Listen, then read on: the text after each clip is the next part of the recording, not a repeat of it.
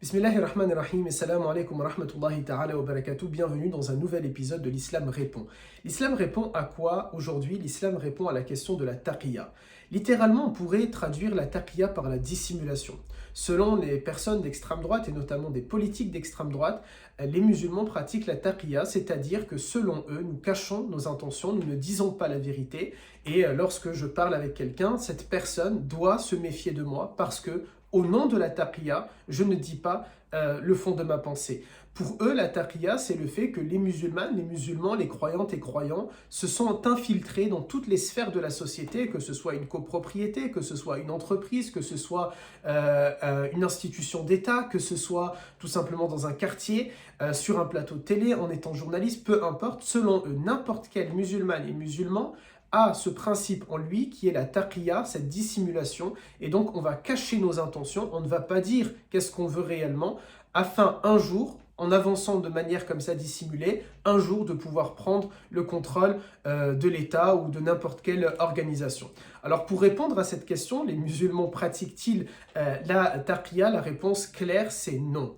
Dans l'islam sunnite, ce qu'on appelle l'orthodoxie musulmane et qui constitue la quasi-totalité des musulmans en France, puisque à ma connaissance, les mosquées chiites, il n'y en a pas tant que ça, et la majorité, et donc ce sont des mosquées sunnites, où les musulmans, en tout cas en France, dans la quasi-totalité, sont sunnites, et dans le monde entier, la grande majorité, l'écrasante majorité des musulmans dans le monde sont sunnites. Eh bien, ces sunnites-là, qu'on appelle aussi les orthodoxes, ne pratiquent pas la taqiyya, ça ne fait pas partie de notre principe, ça ne fait pas partie de nos prestations, entre guillemets, ça ne fait pas partie de nos fondements, ça ne fait pas partie de notre foi, ça ne fait pas partie de notre culture, ça ne fait pas partie de notre tradition.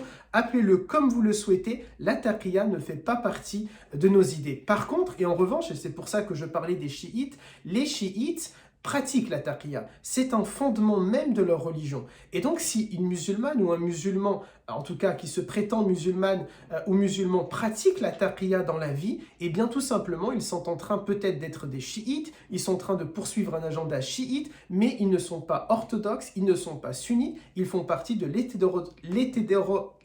hétérodoxes de l'islam.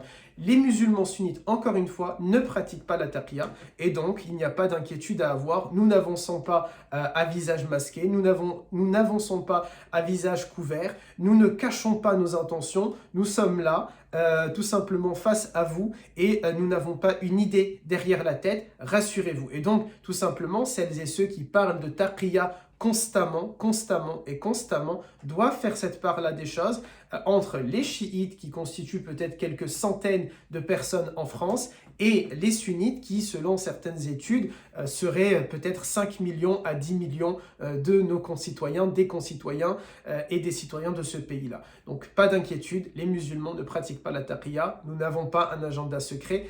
Une personne candidate à l'élection présidentielle il y a 5 ans, c'était d'extrême droite, avait marqué les débats et les idées et 5 ans plus tard on lui a toujours reproché ce fameux geste en disant ils sont là, ils arrivent. Eh bien non, nous ne sommes pas là et nous n'arrivons pas. Rassurez-vous, les musulmans, encore une fois et une dernière fois, n'ont pas d'agenda secret. Barakallahu fikum et salam alaikum wa rahmatullahi ta'ala wa barakatuh.